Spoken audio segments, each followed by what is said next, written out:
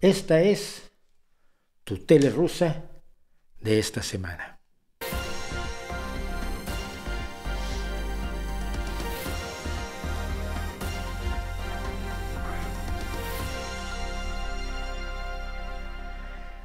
Bueno, pues la tele rusa nos ha dicho que... no, esto hay que cambiarlo. Bueno, no. Siempre es hora de morir, pero es hora de morir con los niños. Además de la línea constante sobre que la guerra la empezó la OTAN, fueron arrastrados, han sido invadidos los rusos, pobrecitos. En la televisión rusa, la mayoría de los rusos, por supuesto, no lo creen. Es una guerra contra todo Occidente, esto los incluye a ustedes y a mí, y si ustedes están del lado de Putin, también los incluye, son ustedes el enemigo. Apareció por primera vez ya la preocupación de que la población rusa no aguante la guerra. Saben que no han tenido apoyo entre los jóvenes y ha habido una serie de referentes a lo que ocurrió en Rusia en 1916. No hay que olvidar que la Revolución Rusa, la de febrero, la primera, se produce porque la gente está harta de la Primera Guerra Mundial. Porque está perdiendo gente, están pasando hambre, está en una situación terrible Rusia, porque pues, el zar quería estar en la Primera Guerra Mundial. Es entonces cuando el gobierno alemán, que estaba en guerra con Rusia, esto no se cuenta muy seguido, o no se cuenta así al menos, el gobierno alemán que estaba en guerra con Rusia toma a Lenin, que estaba refugiado en Alemania, lo manda en tren a Rusia para que haga agitación y pare la guerra. Lenin se hace con el poder y para la guerra. Él ofrece paz y pan. Luego no dio ni paz ni pan, dio muchas guerras y poco pan. Pero Lenin es un agente alemán que va a parar la Primera Guerra Mundial, y la caída del zarismo se debe fundamentalmente a la Primera Guerra Mundial. Eso es lo que tienen preocupados algunos de los analistas rusos. Pero también están muy preocupados con un asunto fundamental para ellos, que es cómo, amiguitos míos, usar a los niños ucranianos para que revelen información y sirvan de agentes rusos. ¿No me lo cree? Vamos a ver la tele rusa respecto a los niños. Yo involucraría a los niños a través de juegos, especialmente si están cargados ideológicamente. Es una excelente oportunidad, chicos. Vamos a organizar el clandestinaje más el dinero. Respecto a los adolescentes, que empezamos a hablar de ellos, yo seré breve y directo. Hay dos formas de resolver este problema. La primera, ella es instrumental. La segunda es ideológica. La instrumental es muy sencilla. Estos tipos generalmente no están atraídos por la ideología. Los atrae, perdón por parar, pero es que se va muy rápido este señor, el ruso es más rápido que yo. Los atrae el impulso, el sentirse necesitados. Viven en unas partes marginales de la sociedad. Por ejemplo, si sus padres son alcohólicos, si alguien los necesita y les da dinero, pueden comprarse smartphones y demás. Es una política sencilla de zanahoria y palo.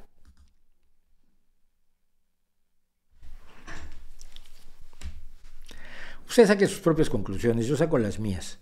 Pero estarse planteando usar a los niños, hijos de alcohólicos, para darles dinero para que deslaten a su país. Probablemente en la guerra se vale todo, pero en la guerra también se vale criticarla por inmoral, ¿no? Luego tenemos el problema de la paciencia que pueden estar perdiendo los rusos, y aquí tenemos algunos algunos personajes incluso que ya conocemos, como el bestial Vladimir Solovyov, el gran portavoz número 1 de Vladimir Putin. Si estamos haciendo la guerra en contra de la OTAN, ¿por qué deberíamos levantar la moratoria en la pena de muerte para los saboteadores, los terroristas y los traidores?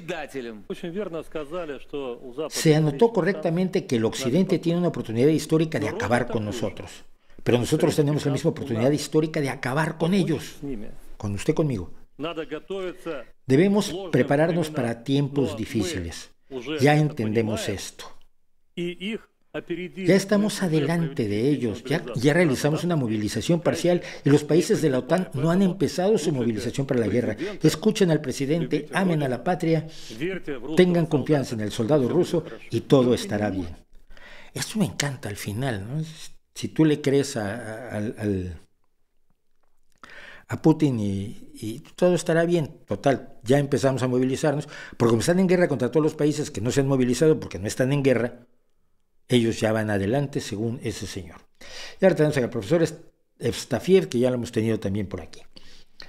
No pensemos que el potencial de la paciencia de la sociedad es infinito. Más pronto que tarde, se va a acabar. En agosto de 1914, Nikolai Andreevich Romanov, el zar, también pensó que era infinita. Pensó que la guerra terminaría para la Navidad. Todo el mundo lo pensó. Y este señor me gusta mucho que esté presente, porque es Tigran Keosayan, presentador de televisión y esposo de Margarita Simonian, la directora de RT, de Russia Today, la antigua patrona de Inna Finogenova y actual patrona de la otra Ilia que anda ahí contando milongas, y este es su marido. Es una especie de dupla propagandística, pero aquí está explicando el acuerdo social que según él había en Rusia entre el gobierno y los jóvenes. Esos jóvenes que no son afines a la guerra, esos jóvenes que no se creen lo que dice la tele rusa. Antes de esto, el acuerdo social era de la siguiente manera: nosotros aquí gobernamos, ustedes vayan allá y enriquezcanse. Vayan al café, vean películas, hay muchas de ellas. Buenas películas, franquicias, Spider-Man.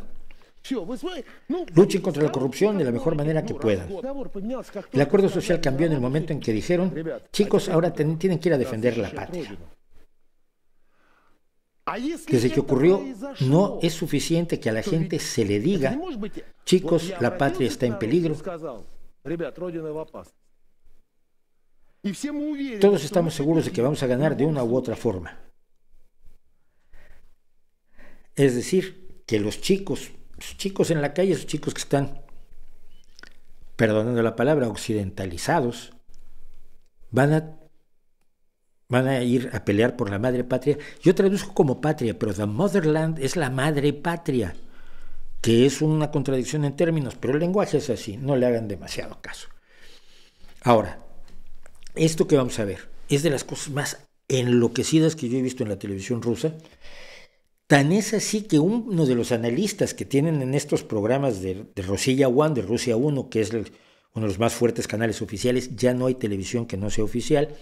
Hace muchos años, cuando la Unión Soviética se destruyó y se creó Rusia, los medios de comunicación estaban en manos de los oligarcas a los que Putin derrocó, deshizo, metió a la cárcel, les quitó sus bienes, y los medios de comunicación ahora pertenecen al Estado ruso.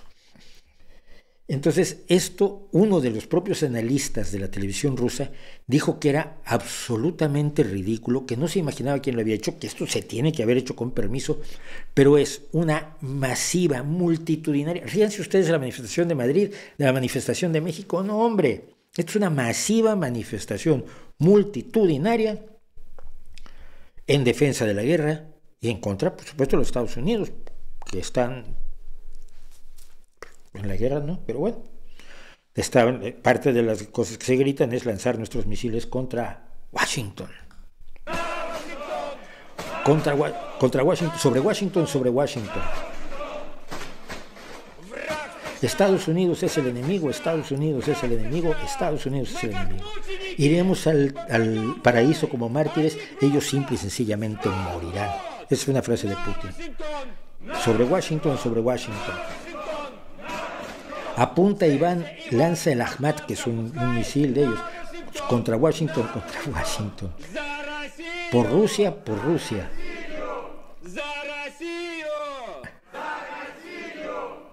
Contra Satanás, acuérdense que todos nosotros somos Satanás.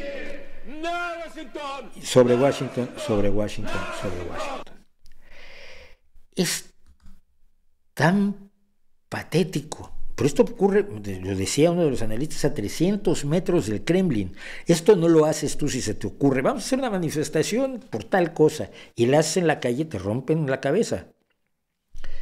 O sea que tiene permiso. Esto está organizado, está coreografiado, está ensayado. Van 60 o 70 personas con este tío al frente, que es un agitador, esos agitadores profesionales que son el sueño de los malos políticos. Es lo más ridículo que he visto en muchísimo tiempo, pero bueno. Vamos a dedicar unos segundos a escuchar a nuestro queridísimo Vladimir Solovyov, que es un hombre que está cada vez más enloquecido, ese hombre que dijo que nunca podía haber una guerra contra Ucrania porque sería un crimen, y ahora es copartícipe del crimen. Nuestro territorio ha sido invadido. Zaporizhia, Lugansk, la región de Jersón. ¿Dónde está la organización del Tratado de Seguridad Colectiva? ¿Dónde están las fuerzas de la CSTO? Es muy importante. La CSTO es una organización similar a la OTAN, organizada por Rusia con sus países afines, con las repúblicas que forman hoy parte de la Federación Rusa y con repúblicas que son amigas de la Federación Rusa o títeres de Putin o gente a la que le conviene estar cerca de Putin y no están participando. Ellos dicen que están en guerra contra toda la OTAN, cuando los países de la OTAN pues no estamos en guerra. ¿Estamos ayudando a Ucrania? Sí, yo estoy a favor, pero no estamos en guerra. Pero ellos dicen, estamos en guerra contra la OTAN, ¿y dónde están nuestros aliados que se supone que deberían estarnos ayudando? Las fuerzas de la CSTO, y no están. Y nos dice Vladimir Solovyov, todavía no nos damos cuenta de que el objetivo de esta guerra es nuestra destrucción.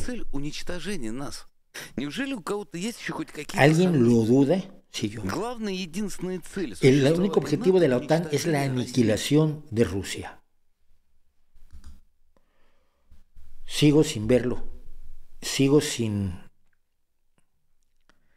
asumir que sea así por las mismas razones que explicaba yo en el vídeo de Dugin, porque no veo que haya una política al respecto, no veo que los medios lo reclamen, no veo que la gente en la calle diga, ¿tú qué te preocupas? No, yo me preocupa es destruir Rusia. No, ellos sí, ellos se preocupan por destruir a la OTAN y destruir a Occidente, porque siguen los dictados de Dugin. Pero la gente que yo conozco no se preocupa por Rusia, se preocupa porque si no tiene trabajo, se preocupa porque hay pocos niños, se preocupa por la sobrepoblación, se preocupa por muchas otras cosas. Pero el hombre que a mí me ganó esta semana es este personaje al que le han preguntado qué opina de la retirada de Jersón. La retirada de Jersón es muy importante en esta guerra porque Rusia la ha planteado como una retirada estratégica para reagrupar fuerzas del otro lado del río, del río Dnieper o Dnipro, y la realidad es que se dieron cuenta que no podían defender la ciudad ante las fuerzas ucranianas que avanzaban. Es decir, no es que haya sido una retirada así porque les convenía, sino que fueron expulsados por la imposibilidad de defenderla, y sí es un triunfo. Detestan en Rusia que se presente como un triunfo, pero es un triunfo la retirada de Jersón. Y entonces a uno de los presentadores de la televisión, no tan importante como Vladimir, pero importante, le preguntan sobre el tema y cuenta lo siguiente.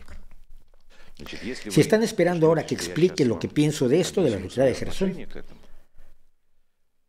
no les voy a decir nada, pero voy a explicar por qué. Si apoyo la decisión